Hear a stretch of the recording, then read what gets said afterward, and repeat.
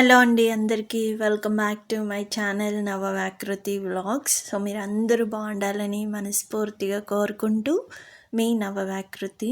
So మీ అందరికీ దసరా శరన్నవరాత్రి, దసరా విజయదశమి శుభాకాంక్షలు అండి.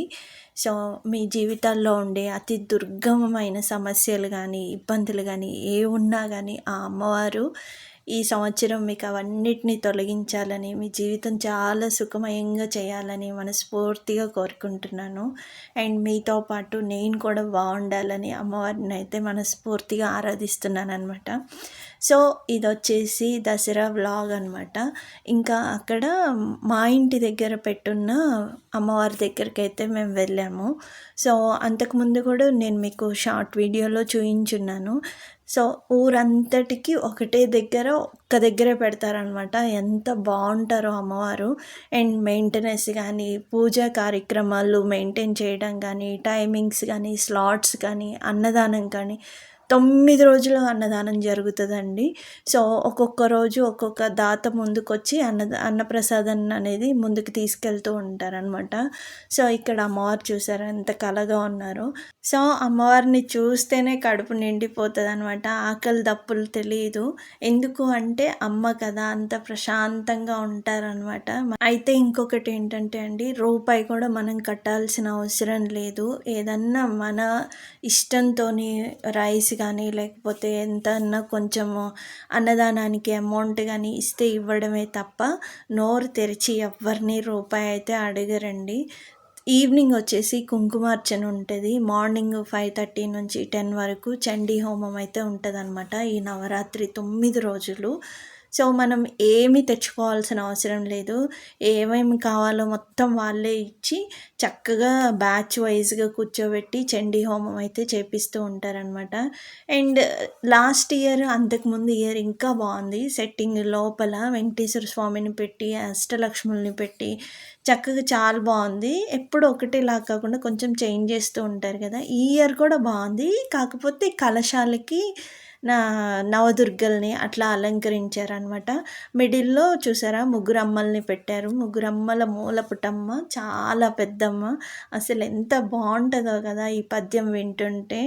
సో ఎనీవేస్ ఇంకిక్కడ ఆ రోజు బాగా పెద్ద ఎత్తున పూజ అనేది చేయించుకున్నారనమాట. అందుకే అంత క్రౌడ్ ఉంది.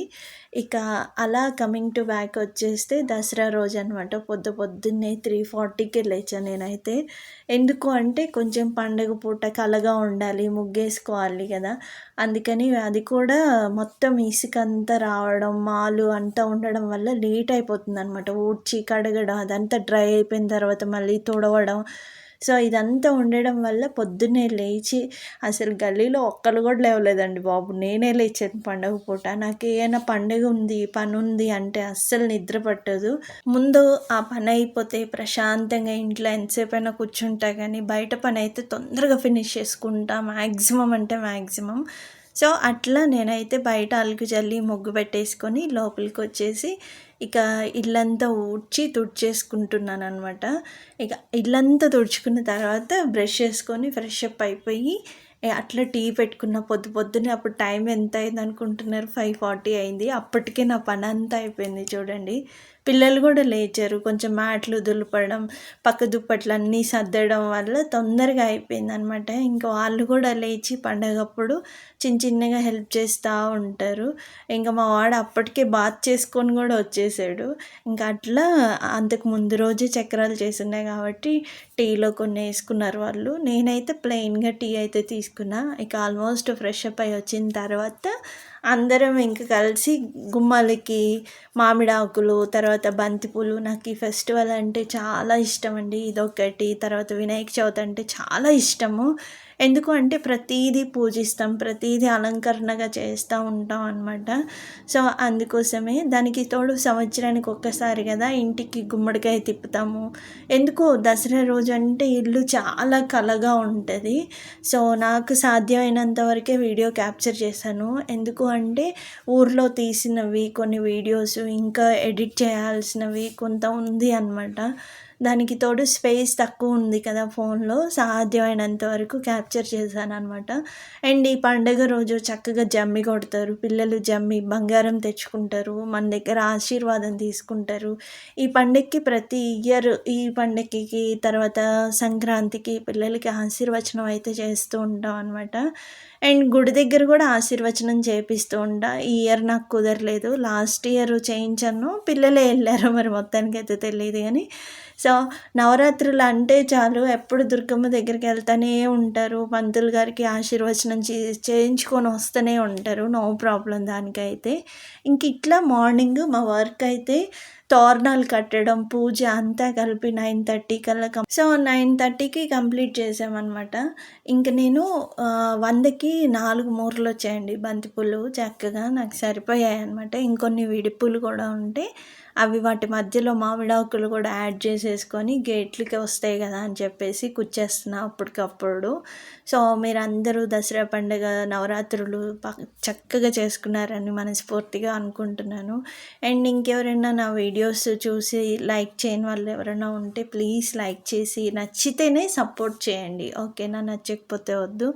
సో ఇప్పటి వరకు నాతో టిల్ డేట్ వరకు నాతో జర్నీ స్టార్ట్ చేసి నన్ను సపోర్ట్ చేసిన ప్రతి ఒక్కరికి థ్యాంక్ యూ సో మచ్ అండి. మీరందరూ బాగుండాలని, ఈ విజయదశమి మీ జీవితంలో మంచి విజయం చేకూర్చాలని మనస్ఫూర్తిగా కోరుకుంటున్నాను. ఇంకా అట్లా గేట్లకి మా పిల్లలు హెల్ప్ తీసుకొని నేనైతే మొత్తం ఫినిష్ చేశాను అనమాట. సో ఇక్కడ తోటలు కూడా ఉన్నాయండి, బంతిపూల తోటలు. అక్కడ కుల్లాగా తీసుకొని కుచ్చుకునే పని అయితే ఇంకా తక్కువకి వస్తాయి కానీ, బట్ నాకు టైం లేక నేనైతే కుల్లాగా కొనుక్కోలేదు, గుచ్చినవే కొనుక్కున్నాను అనమాట. విడిగా కొన్ని పూలు కూడా ఉంటే వేస్తే ఇంకా అవే తీసుకొచ్చి కుచ్చేసుకొని ఇట్లా గేట్లకి వాటికి ఇట్లా అరేంజ్ చేసుకున్నాను. అండ్ ఇంకొక విషయం ఏంటి అంటే, ఉన్నంతలో చాలా సింపుల్గా చేసుకోవడానికి, ప్రతిదీ సింపుల్ వేలో ఫినిష్ చేసుకోవడానికి ట్రై చేస్తానండి నేను. ఏంటి అంటే కొంతమంది అనుకోవచ్చు, ఇదంతా ఎందుకు మళ్ళీ అవి తెచ్చుకోవాలి, కట్టాలి, ఇవన్నీ ఎక్స్పెన్సివ్ కదా, ఇట్లా కూడా అనుకునే వాళ్ళు కొంతమంది ఉంటారనమాట.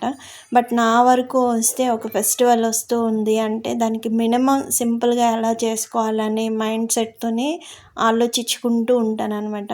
దానికి ముందు వచ్చే ఎక్స్ట్రా ఖర్చులు ఏవైతే ఉంటాయో అవి అన్నీ స్టాప్ చేసేస్తాను, కంప్లీట్గా నోట్ చేసుకుంటానన్నమాట. ఈ మంత్లో ఇవి చేయాలి, ఇంతవరకు చేయాలి సింపుల్గా అనేది మాత్రమే నోట్ చేసేసుకొని దానికి ఖర్చు పెట్టిన తర్వాతనే రిమైనింగ్ అమౌంట్ ఏదన్నా ఉంటే దాన్ని ఇలా యూస్ చేసుకోవాలనే దాని గురించి ఆలోచించుకుంటూ ఉంటానన్నమాట.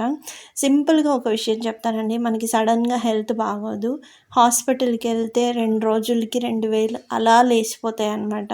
అండ్ నేను చెప్పింది ఇంకా చాలా తక్కువ. హాస్పిటల్కి వెళ్తే ఒక చిన్న డిసీజ్ ఉంటే కూడా 1 డే అక్కడ ఉండాలి అంటే మినిమంలో మినిమం ఇంకా 5,000 స్పెండ్ చేసే హాస్పిటల్స్, తీసుకునే హాస్పిటల్స్ కూడా ఉంటాయి. అండ్ ఏదో పిల్లలు సరదాగా అడిగారు బయటికి వెళ్ళి ఏమన్నా ఫుడ్ తినిపించాలి అంటే తక్కువలో తక్కువ 1,500 అయితే అవుతాయి. ఒక చిన్న స్టార్టర్ తీసుకొని ఒక చిన్న బిర్యానీ ప్యాకెట్ తీసుకున్నా కానీ అయిపోతాయి. సో మన లైఫ్లో వేస్టేజ్ కోసం చాలా ఖర్చు పెడుతూ ఉంటాము. ఈ పండుగలన్నీ మనలో ఉన్న పాజిటివిటీని పెంచడానికి, మనల్ని హెల్తీగా చేయడానికి, మనల్ని యాక్టివ్గా చేయడానికి, భగవంతుడికి ఇంకా కొంచెం దగ్గరగా చేయడానికి మాత్రమేనండి. సో మనకు ఉన్నంతలోనే శాస్త్రం అయితే ఏ పండగైనా ఏ శుభకార్యమైనా జరుపుకోమని చెప్తుంది కానీ అప్పు చేసి హంగులకి ఆర్భాటాలకి వెళ్ళి పండుగలు జరుపుకోవాలి, శాస్త్రాన్ని పాటించాలని ఏ పుస్తకాల్లో అయితే ఉండదు. ఇది 100% నేనైతే నమ్ముతాను, చెప్తాను కూడా. ఏ పుస్తకాల్లో లేదు ఇంతవరకు. సో అదనమాట. అందుకోసమే సింపుల్గా చేసుకోండి. ఏ పండుగని కూడా ఏం చేస్తాంలే అని మాత్రం నెగ్లెక్ట్ చేయకండి. ప్రతిదీ కూడా మనం సాంప్రదాయాన్ని ముందుకు తీసుకెళ్తూ ఉంటే ఉన్నంతలో మన పిల్లలు మనల్ని పట్టుకొని వస్తారనమాట. మనం ఏముందిలే అని తీసి పడేసామనుకోండి, రేపొద్దున అసలు వాళ్ళకి అదంటే ఏంటిదో కూడా తెలియదు. ఉండంగా భగవంతుడికి ఇంకా దూరం అయిపోతారు. ఇవన్నీ చేస్తూ ఉంటే ప్రతి ఒక్క కర్మ ప్రక్రియలు ఇవన్నీ చేస్తూ ఉంటే భగవంతుడు భగవంతుడికి దగ్గర అవుతూ ఉంటాం. రేపు పండగ ఉంది, పొద్దున్నే లేవాలి, భగవంతుడికి అంత నైవేద్యం వండాలి శుచిగా శుభ్రంగా, అట్లీస్ట్ పండుగల పూటన్నా టైం స్పెండ్ చేస్తారుగా భగవంతుడి దగ్గర. సో ఈ వే ఆఫ్ థాట్లో అయితే ఆలోచించండి. సో అదనమాట. ఎంతవరకు మీకు అండర్స్టూడ్ అవుతుందో ఐ డోంట్ నో, బట్ నా వరకు వస్తే నాకు చేయడానికి వస్తుంది, కానీ ఎవరికన్నా నేర్పించాలి అంటే అది ఏ విషయమైనా కానీ అస్సలు కుదరదండి. తొందరగా ఎక్స్ప్లెయిన్ చెయ్యలేను, నాకు కుదరదు. నేర్చుకోవడానికి చాలా ఇష్టపడతాను నేనైతే. ఎవరి దగ్గరైనా చిన్నని కాదు, పెద్దని కాదు, ఉన్నా లేని వాళ్ళు, ఇది అసలు మ్యాటరే కాదు. ఎవరి దగ్గరైనా ఒక విషయం ఉంది, ఇది నేర్చుకోవాలి, ఇది వినాలి అనుకుంటే చాలా డెడికేషన్గా వింటాను నేను. అది నాకు భలే నచ్చుతుంది. అందుకే నేను ఒకరికి చెప్పాలంటే చెప్పలేను. సో అదనమాట. ఇట్లా 9:30 కల్లా చక్కగా బూడిద గుమ్మడికాయతోని గుమ్మడికాయ ఎక్కిచ్చేసి రాస గుమ్మడితోని దిష్టి తీసేసి ఇంకా గడపల దగ్గర, గేట్ దగ్గర అట్లా పెట్టాము. సో మా పిల్లల్ని అయితే మెచ్చుకోవాలండి. చక్కగా ప్రతీది వాళ్ళే కడగడం, తుడవడం, రాయడం, పూజకి బొట్లు పెట్టడం అన్నీ కంప్లీట్గా వాళ్ళే అనమాట. లేకపోతే పండుగకి ముందు మళ్ళీ చక్రాలు చేసుకొని ఉన్నాను, అది కూడా వ్లాగ్ పెడతాను. సో ప్రిపరేషన్, నా వర్క్ ఇవన్నీ చూసుకొని ఈ మాత్రం చేసుకోగలుగుతున్నాను అంటే సో 50% బిహైండ్ ద హ్యాండ్ మా పిల్లలది కూడా ఉంటుంది. ఏంటి అంటే వాళ్ళకి మంచిగా రెస్పాన్సిబిలిటీ చిన్న వయసు నుంచి కొన్ని మన వయసుకి తగ్గట్టు మన రెస్పాన్సిబిలిటీ అనేది తీసుకోవాలి. అప్పుడే బాధ్యతలు అనేవి తెలుస్తాయి అన్నమాట. అంతకు మించి వాళ్ళని కష్టపెట్టడం కానీ, వాళ్ళని ఏదో బండకేసి రుద్దడం కానీ అస్సలు లేదండి. సో వాళ్ళని చిన్న పనుల్లో ఇంక్లూడ్ చేయడం, కష్టపెట్టడం అనుకుంటే చిన్నప్పుడు మనం చేసిందైతే అంతకంటే ఏమంటారు, చైల్డ్హుడ్లో బాల నేరస్తుల కింద అయితే పంపించేస్తారేమో నాకు తెలిసి. అది కాదండి, తల్లిదండ్రుల కష్టాన్ని, వాళ్ళ పరిస్థితుల్ని, మన లైఫ్ స్టైల్ని తెలుసుకొని మనం మసులుకోవడం అనమాట. సో ఎనీవేస్, ఇది నా దసరా వ్లాగ్ అయితే మీకు ఎలా అనిపించింది ఏంటిది అనేది తప్పకుండా కామెంట్ బాక్స్లో అయితే షేర్ చేసేసుకోండి. ఇక్కడ పూజ అయిపోయిన తర్వాత యాజ్ యూజువల్ పిల్లలకి అంటే మా బాబుకి బట్టలు కొంటాను కదా పండగకి, అవి వాళ్ళ తాతయ్య గారి దగ్గర పెట్టుకొని తర్వాత ఆయనకి ముందాడు చేసిన చక్రాలు, ఈరోజు కంప్లీట్గా నాన్ వెజ్ అయితే ఫస్ట్ నుంచి వండుతున్నాము మరి మేము. సో అట్లా బగారా చేసుకొని, చికెన్ చేసుకొని ఆయన దగ్గర నిండుగుండది పెట్టి చక్కగా పూజ చేసేసుకొని కొబ్బరికాయ కొట్టుకొని నమస్కారం చేసుకుంటారనమాట.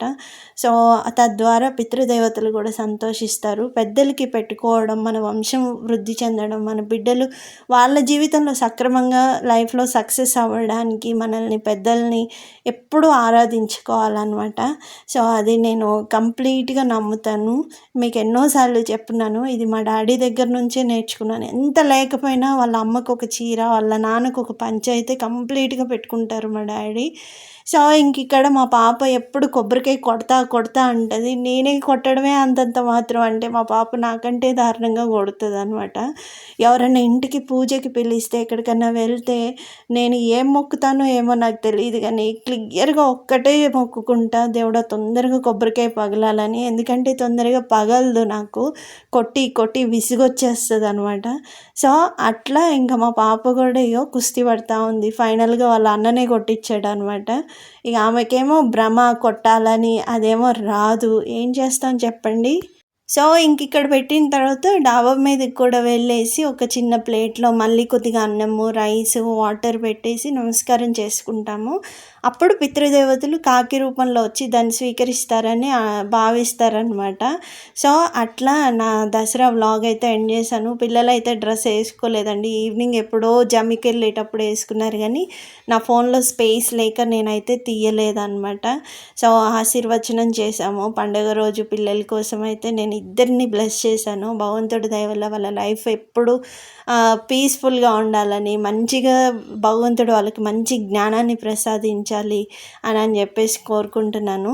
సో ఇదన్నమాట నా దసరా వ్లాగ్. మీకు ఎలా అనిపించింది ఏంటిది అనేది తప్పకుండా కామెంట్ బాక్స్లో షేర్ చేసేసుకోండి. మరొక మంచి వీడియోతో కలుస్తాను. లక్ష్మీరమణ గోవింద గోవింద. ధన్యవాదాలండి, ఉంటాను. నమస్తే, మీ నవవ్యాకృతి. థ్యాంక్ యూ అండి, థ్యాంక్ యూ సో మచ్.